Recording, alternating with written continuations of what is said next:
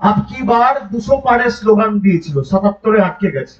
আর বিজেপির নেতারা এখন লাইন দিয়ে রয়েছে তৃণমূলে কবে ঢুকবে, আমরা দরজা বন্ধ করে রেখেছি, যদি খুলি দল উঠে যাবে।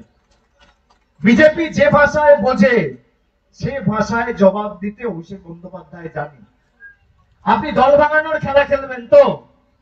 আমাদের দুজনকে ভাঙিয়ে নিয়ে গেছিল দুটো সাংসদকে, একটা মীর জাফর, একটা গদ্দার, 2020 সালে জয়েন করেছিল, তার বাবা আর তার ভাই। সঙ্গে সঙ্গে আপনি দেখবেন বিজেপির দুজন সাংসদ তৃণমূলে যোগদান করেছে, বাবুল সুপ্রিয় আর অর্জুন সিং। আবার এই ভোটের আগে ইডির ভয় দেখিয়ে তাপস রায়কে নিয়ে গেছে বিজেপিতে, প্রার্থী নেই তো, তৃণমূল থেকে নিয়ে গিয়ে প্রার্থী করছে। আমি সঙ্গে সঙ্গে 48 ঘন্টার মধ্যে ওদের আর একজন এমএলএকে ভাঙিয়ে তৃণমূলে নিয়ে এসেছি, এখনো 10 জন লাইনে আছে। ঠিক টাইমে দরজা খুলবো, এই দলটাকে উঠিয়ে দেবো বাংলা থেকে, আমি কথা দিয়ে যাচ্ছি, আপনারা ঐক্যবদ্ধ থাকুন, উঠিয়ে দেবো। আর যত রাখতো আমার উপর, 3 বছর ধরে 4 বছর ধরে ইডি সিবিআই বিচার ব্যবস্থাকে কাজে লাগিয়ে আমায়, আমার মা বাবা, আমার স্ত্রী কাউকে ছাড়েনি। আমি মাথা নত করেছি? ভাইরা বলুন, আরে আমার যদি গলা কেটে দাও তাও জয় বাংলা বেরোবে, আমরা বেঈমান নই। আমরা দিল্লির কাছে বশ্যতা স্বীকার করব না, আমরা যদি মাথা নত করতে হয় মানুষের কাছে করব, শ্রমিকের কাছে করব, মায়ের কাছে করব, বাবার কাছে করব, আল্লাহর কাছে করব, ভগবানের কাছে করব, ঈশ্বরের কাছে করব, সর্বশক্তিমানের কাছে করব। আমরা দিল্লির স্বৈরাচারীদের কাছে মেরুদণ্ড বিক্রি করব না, বশ্যতা স্বীকার করব না। তোমার যত ক্ষমতা আছে তুমি দাঁড়াও।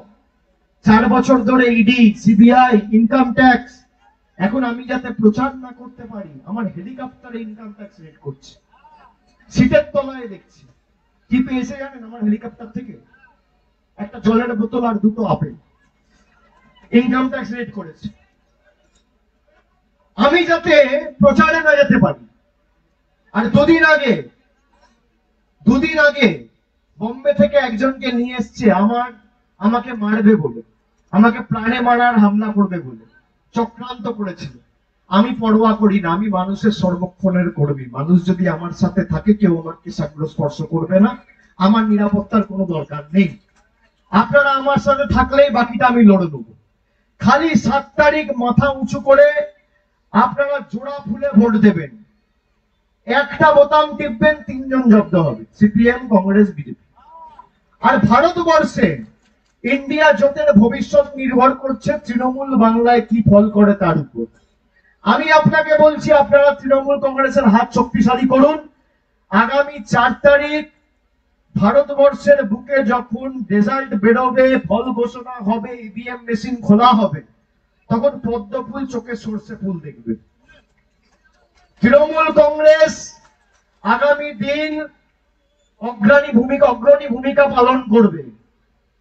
ভারতবর্ষে জুড়ে ইন্ডিয়া জোটের সরকার তৈরি হবে, গঠনমূলক, সংবেদনশীল, প্রগতিশীল, ধর্মনিরপেক্ষ সরকার তৈরি হবে, এবং সেখানে অগ্রণী ভূমিকা পালন করবে মুর্শিদাবাদের মানুষ, মালদার মানুষ, বাংলার মানুষ এবং তৃণমূল কংগ্রেস। আমি আপনাদের কথা দিয়ে যাচ্ছি।